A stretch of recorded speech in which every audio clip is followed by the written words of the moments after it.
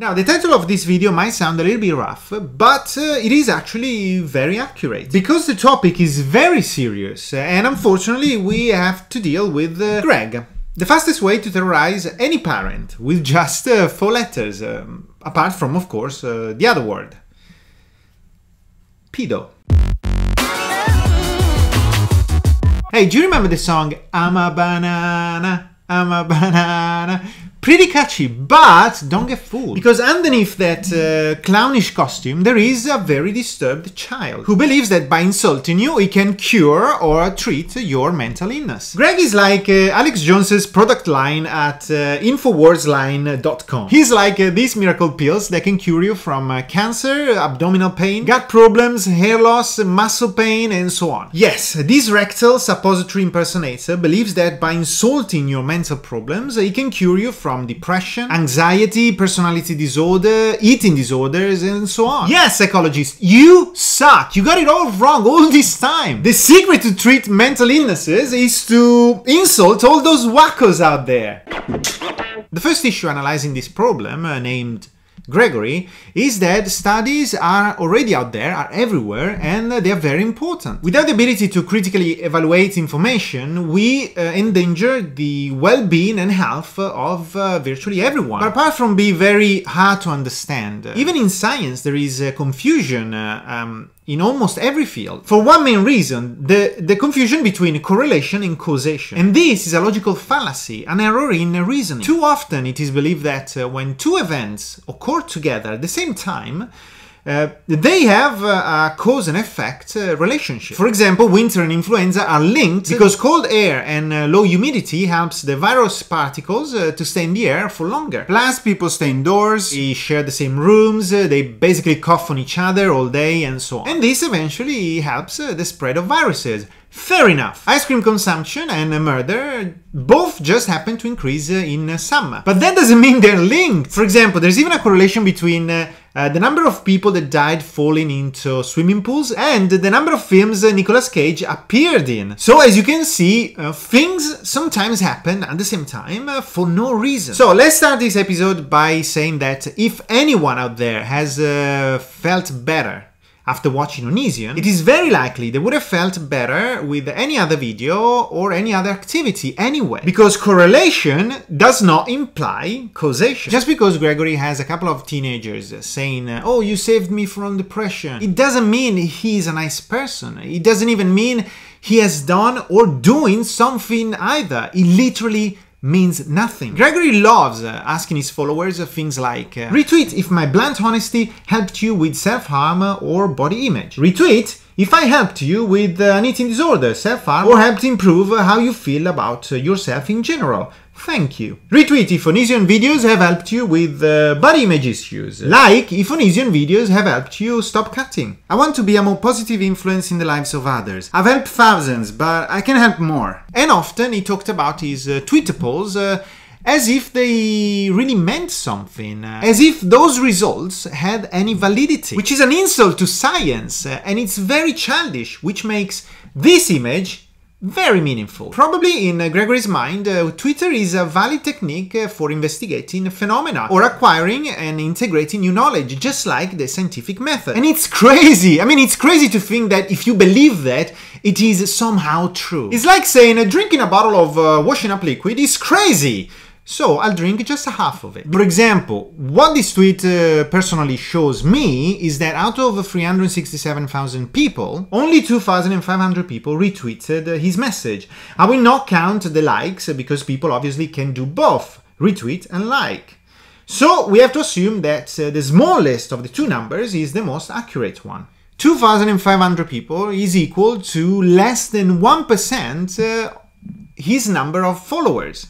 So let's see. According to a survey conducted by Mentalline.com, 34% of teens have admitted to lying about having a mental illness, like eating disorder, depression, addiction, and self-harm, simply to seek adults' attention, look cool, and emulate celebrities. So now that 1% becomes roughly 0.6%. Now, this 0.6% is without those people that were self-diagnosed, wrongly diagnosed, or not diagnosed at all. But today I want to be generous with Gregory to show you that even 0.6% scientifically means nothing. But what about statistically?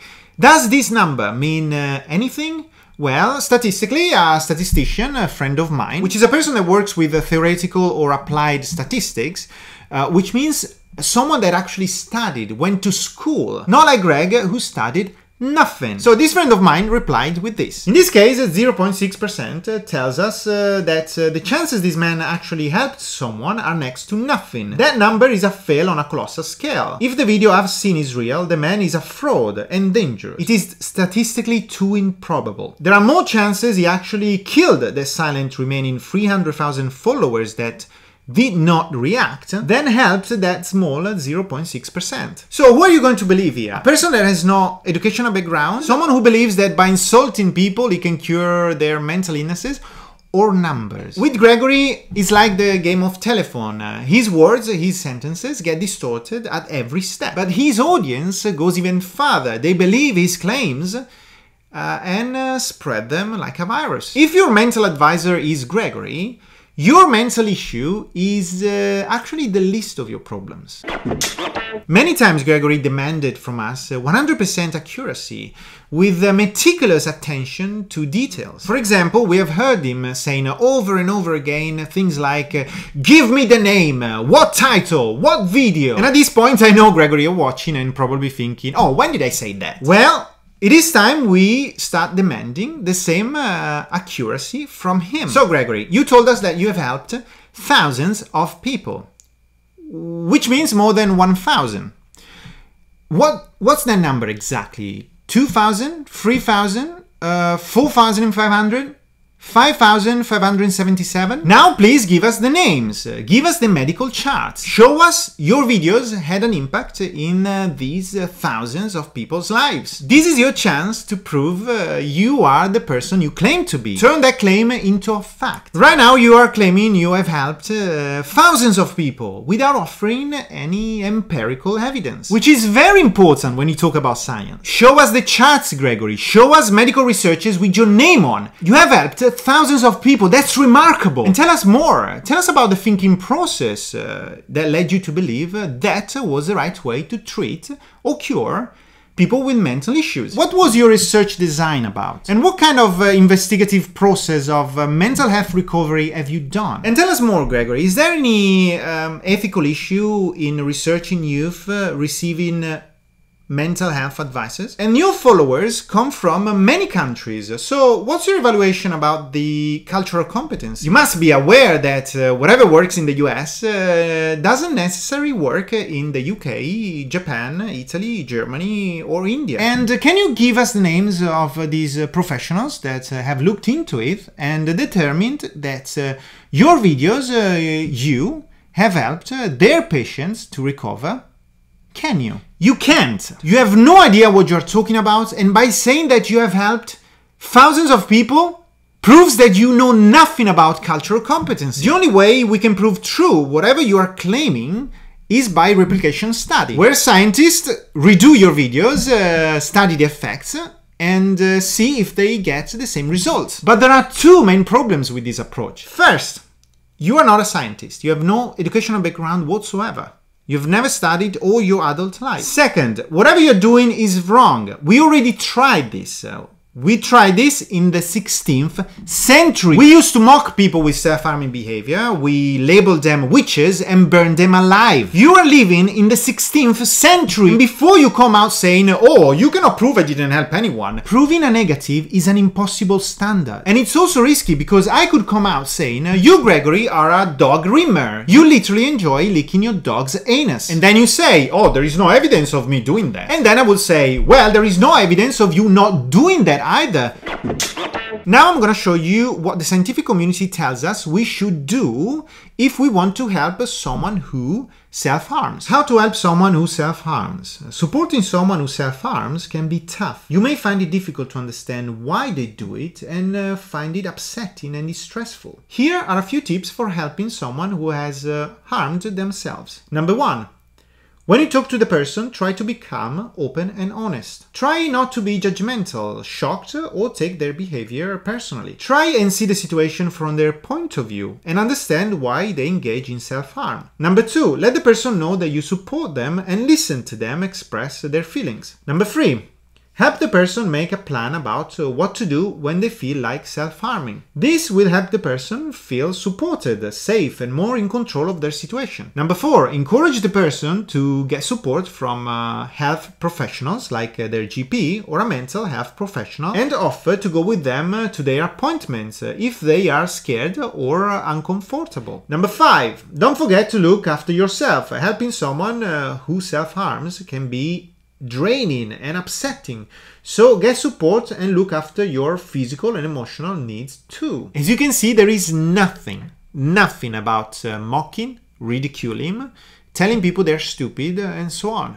So who is wrong here? The science community or this man? People can be triggered by words or images, and the fact that you, Gregory, show those images and at the same time mock them proves how uneducated and childish you are. There is no debate on this. There is nothing to debate with you. For the same reason a geographer would never debate a flat earther. You have nothing to offer on a debate stage. You have no credentials, you have no educational background, you have achieved nothing in your life. Making videos about people's weight, about how they look, might sound great in your world, but in the real world it doesn't look good. When you study for many years, you reach a point where by agreeing to be on a platform with someone like you means giving you a status you don't deserve, a status you don't and will never have. Because when you go to school, the first thing you learn is how much you don't know. And this is the problem here. You believe you know everything. Again, whoever is watching out there, do not debate this child, ever. Call him out every time. But debating him, it's a huge mistake because you are giving him a status. To the casual observer, a debate with him would translate to, oh, he has a point, let's hear him out. When actually this child has no point because he doesn't know what he's talking about. When he speaks, he gives you advices for no reasons. Or maybe he's driven by some obscure instinct. Just like when a cat sits inside a box. What are you doing, Gregory? I don't know. I have no idea. I'm just sitting inside a box. I don't care whether you served your country or had a threesome, because I'm not obsessed with you. I really don't care about your private life. And I don't care you saying in a video that you have deleted that I look like a terrorist. That speaks volumes about yourself, about the obsession you have with image, which makes you very shallow and racist. I only care when something you do or say might hurt someone else. The best things for everyone, Gregory, is to let adults and professionals dealing with issues they have studied for decades, while you just do us a favor. Go back into your room and record yourself playing with wigs, dresses and makeup.